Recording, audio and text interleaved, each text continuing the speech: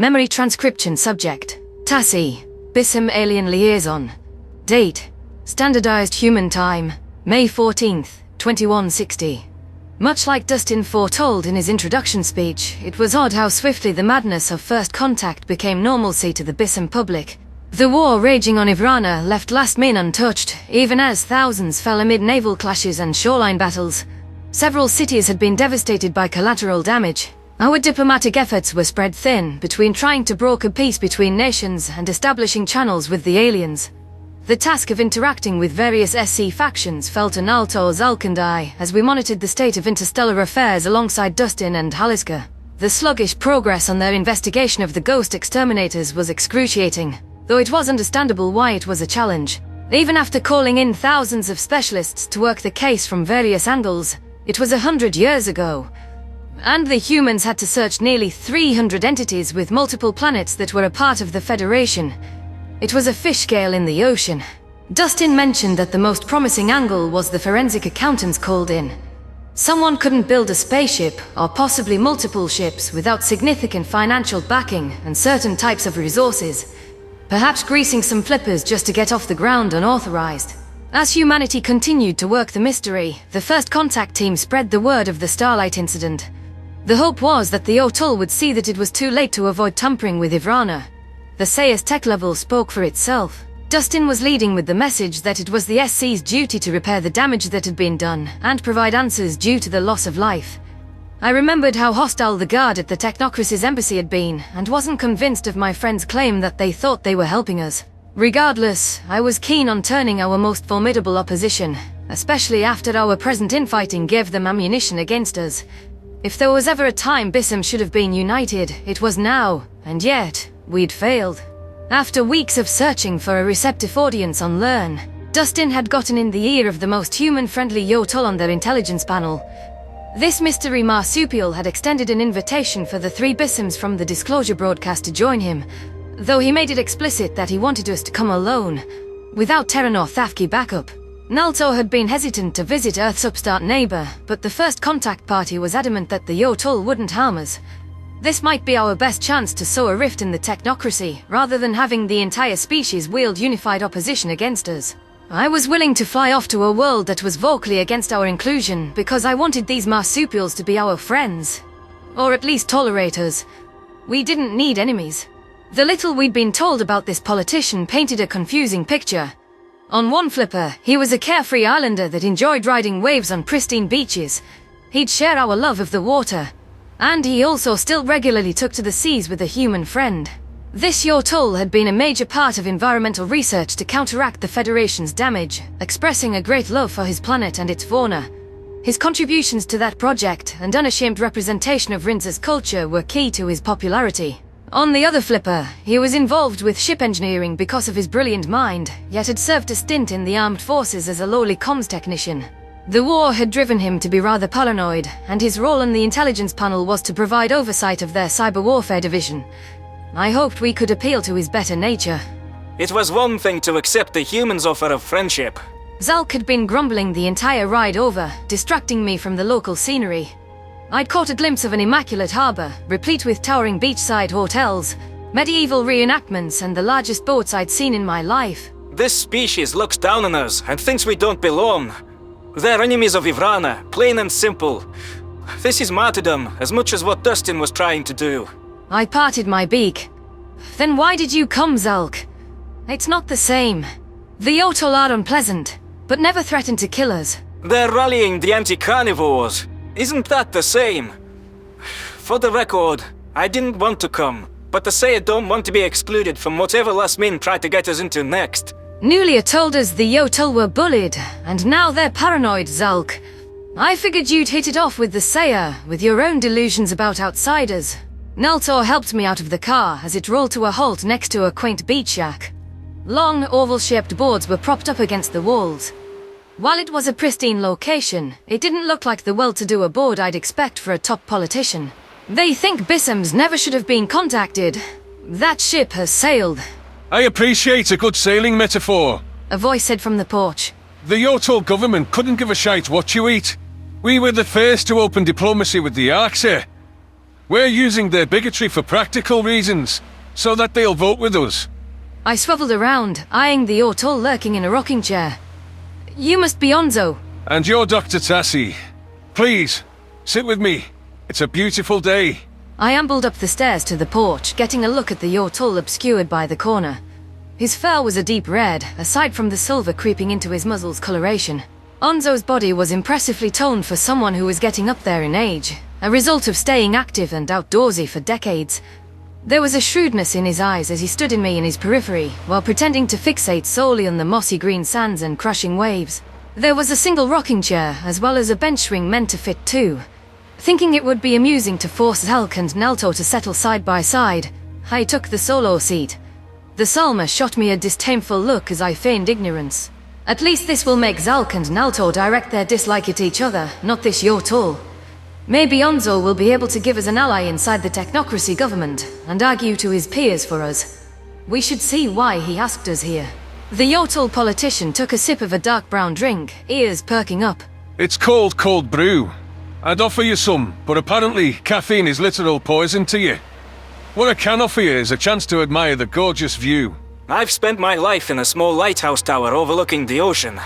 Didn't work my way off the Coast Guard by not camping by the seas day and night. Zalk grunted.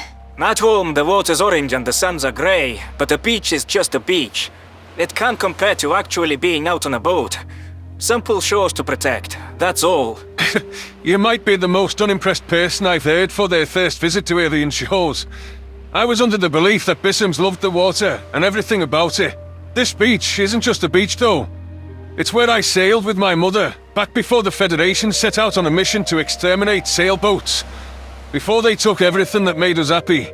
That made us Yortul. I'm sorry, what? I demanded. I know the Federation exterminated predators, but... What the fuck do sailboats have to do with that? Nalto finished. Were they meat-eating sailboats? Onzo issued a bitter laugh. To my knowledge, no. It was about taking what was ours and destroying it. Replacing it with their better tech, since it's not like we had a prayer to Ralchi of resisting. If we built nothing ourselves, we're dependent on them. The imperialist fucks in the Federation wanted to control you. And they believed that they were superior to medieval primitives like us. I want to tell you about our uplifting. Something from a mere 46 years ago. I brought you here to explain why the Yortul are so closed off to the idea of doing that with you. Consider it a cautionary tale. The familiar sensation of my heart sinking played out within my chest. You went from a medieval era straight to... Yeah. You can imagine how that might have played out from your own history. You were advanced enough to grasp the idea of alien intelligence in common culture, whereas our astronomers barely grasped the heavens enough to even toss out the idea. We had no comparable tech to the Feddies, aside from a few steam trains. Simplistic vehicles. Kind of like my people acquiring a spaceship before inventing computers or space rockets of our own. The technology was like magic. Zalk noted. Any sufficiently advanced technology is indistinguishable from magic. The humans say something like that. So when the Federation showed up, promising they could do things that were impossible, they were welcomed. Then, they began their rampage of destruction, and we had to watch. Their exterminator started by burning the animals. Nalto's eyes reflected a troubled light. You said that's what they started with. What else did they burn, Onzo? They progressed to boats. And many other things. Fuck, the animal part alone has been something I've worked decades trying to salvage. There's a reason we devoted an entire colony as an animal reserve. The cultural losses are something you can't just bring back. They torched anything outdated. Trains, scribe houses, fire brigades. And once they modernized our identity, you know what they did next? Try to convince you of their predators are scary, even though we have guns, lunacy. Onzo snickered. Yeah, they did do that. Started conditioning the next generation. But that's not the punchline. The worst part was that anyone who fought back, or showed a spark of defiance, they'd pump you full of meds that turned you into a walking husk that couldn't speak up. I'd know. I lived, unable to even feel anger from their pills for years. Do you know what the anger toward them felt like when I came off that? Maddening. You had to want blood. Zulk hissed, a sadistic glint flashing in his eyes, suggesting his revenge fantasies against the aliens who hurt the Sayer. You wanted them to pay for what they did. Of course. We also have a mandate to ensure that other species like yours don't endure the horror that we did. The Federation mocked us, spit in our faces, and demeaned us as stupid primitives just because we evolved a little behind them. You don't want to be involved with species that look down on you. The three of us were silent, absorbing Onzo's explanation. As disastrous as our first contact had been, I could understand how the Yotuls had been 10 times worse. The Federation had come to belittle, convert, and control the natives. It would have been like if aliens contacted us back during our colonial wars, when the Vitrala were a fiefdom and their rivals, the Selma, were dominated by priests and royalty. We wouldn't have the means to relate to aliens if we had no prior concepts of every technology they possessed. I saw what Dustin meant about the technocracy believing they were doing us a favor, though I thought it was a misguided notion. The Coalition was nothing like their predecessors, and was open about trying to be responsible with their role since their initial address. The circumstances necessitated their invention, even though Dustin admitted neither Ivrana nor his side were ready. Ivrana is in a precarious position, where our entire biosphere could collapse. By our own doing, not by invading exterminators. I'm sorry that the Federation tried to brainwash you and destroy your home.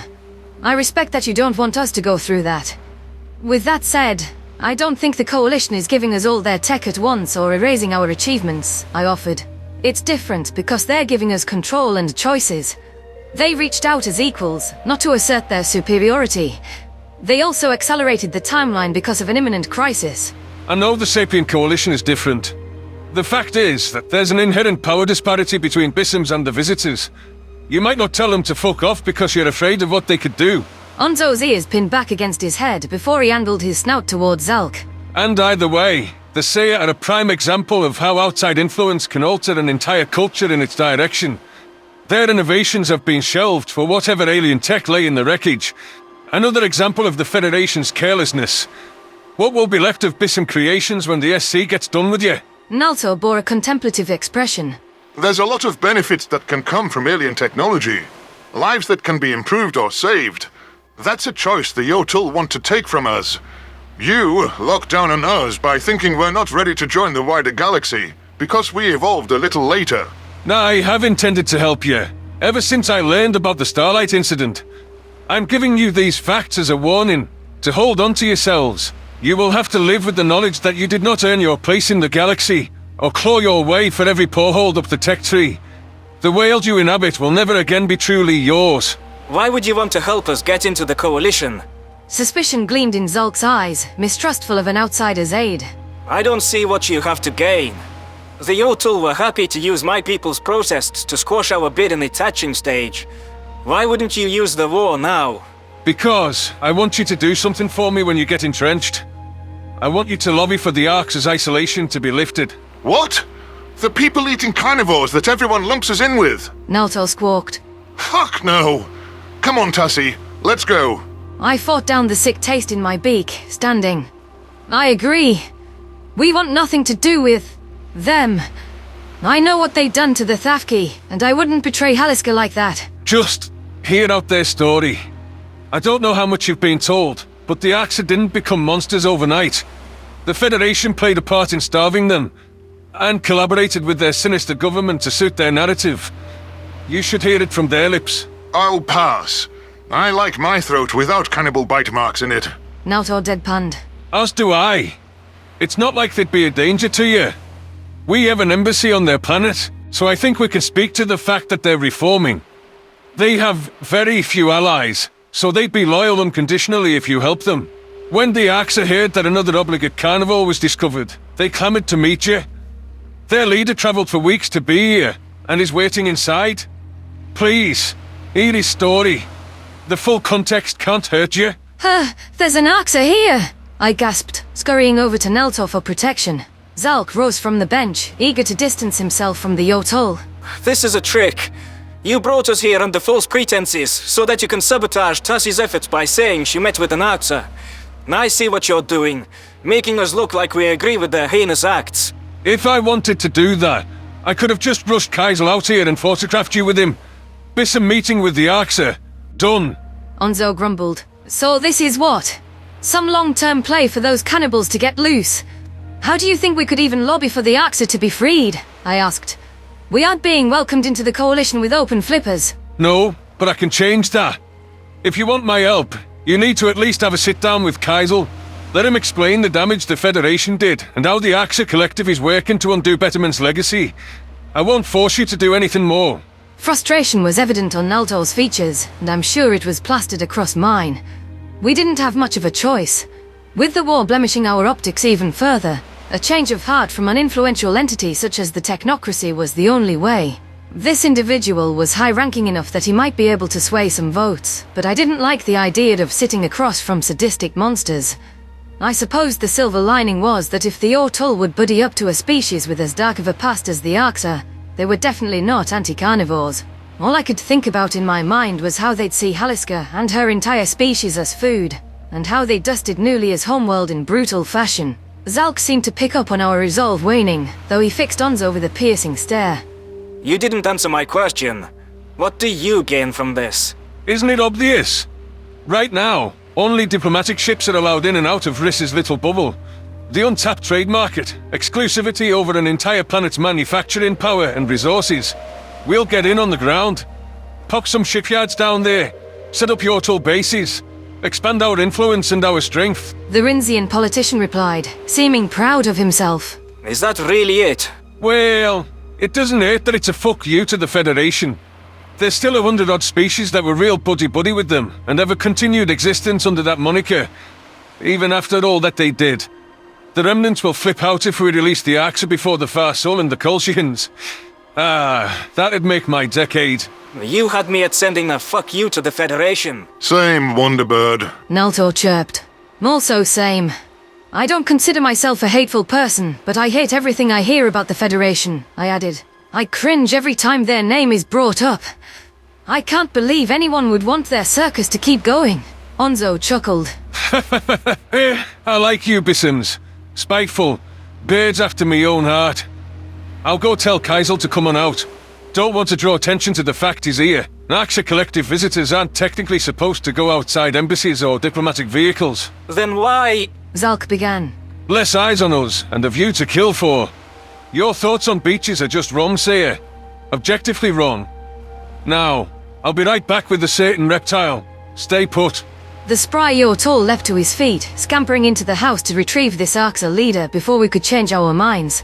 I still wasn't sure about agreeing to this, but as long as we weren't in imminent danger, I could play along for a single conversation.